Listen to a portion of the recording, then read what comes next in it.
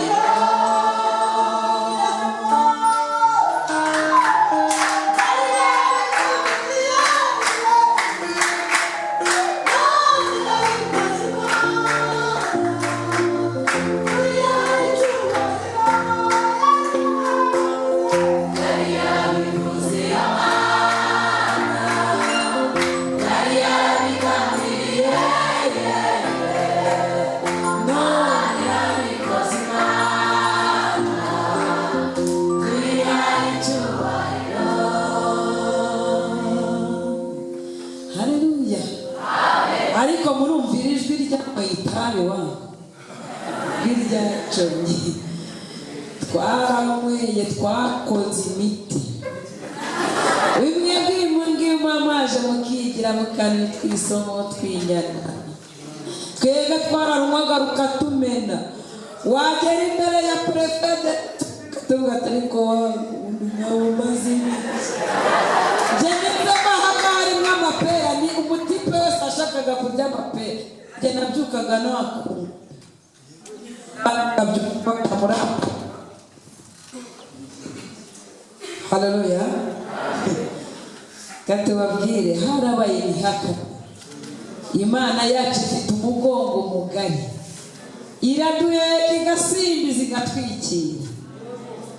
Hari igihe navaga mu nganya, urumva ikibobo nicyo kibaga kiganje nawe byanze kuncomoka, ariko nabirenze ntabwo.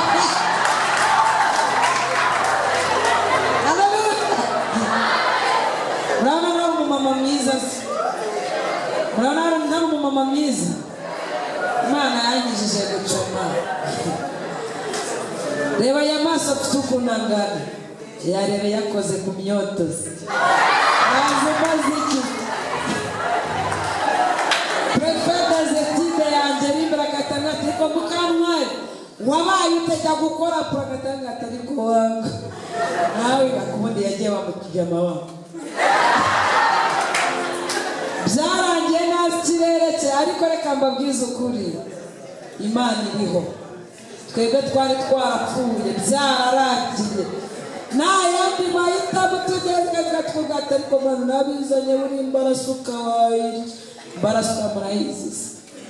Agera ku mumerwa ati mfasha kureba simbona mere. Ako kantu mvuze se ko mwaba mukazi,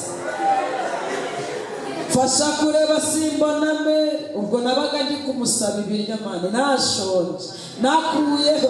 Twajyaga tugenda tumeze jye nagendaga gutya nta mubiri, ibitugu byari byaragiye inyuma. Ariko Yesu aje ampereza Hakizimana.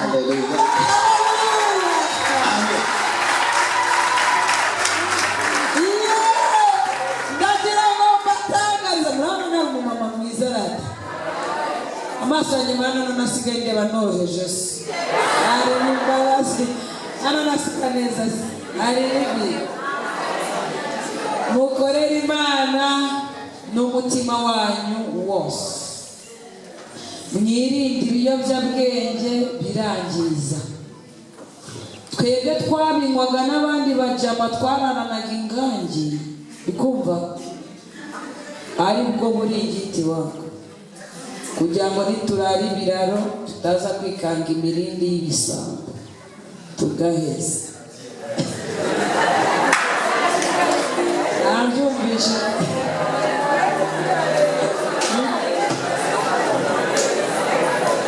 Ibyo bintu rero ubundi nitubabwira ngo uyu mubyeyi yakoze akazi gakomeye, n'umuntu uzagerageza kumutunga urutoki azayagara mande. Azaza uyu mubyeyi yakoze akazi katanje. Hari igihe byajyaga bimfata takiyarwo yamfashe wangu narubuze.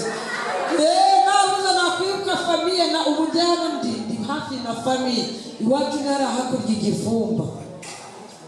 Hari igifumba niwo mvuka. Niwo narerewe kwanza mvuka mu Ruvumera. Hari igitara. Narerewe hano hakurya igifumba. Ariko barancakaje ndayagara. Ndashimira Imana ishobora byose rata. Haleluya. Kugasima banitaga matoroshi. Matoroshi. Imeze bite matoro? Wowe se n'uyoka. Ariko uyu munsi ndaje maririmbire. Haleluya.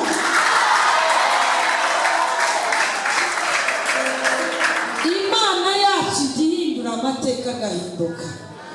Bavugishe nk'umunyamakuru. Mumwumve yuko Yesu ajya anaturerera ibipangu bikadufata mani ntibitujabuke. Maze iminsi nanjye yesu aneye iteka muri ibi bintu by'imana. Ibi bintu birarya wabo, ibintu byo kwa yesu birarya, mubifate mukomeze. Niwititaza kakubayeho urataha ejo ntugaruka ahangaha uri kwisekera. Ibi bintu birakaze. Muraho, nitwa Mukantwari Vestine. Ndashimira Imana ko yongeye kuduha umwanya, nkaba nongeye kwemererwa kandi kongera kuganira nawe. Nimugire umugisha.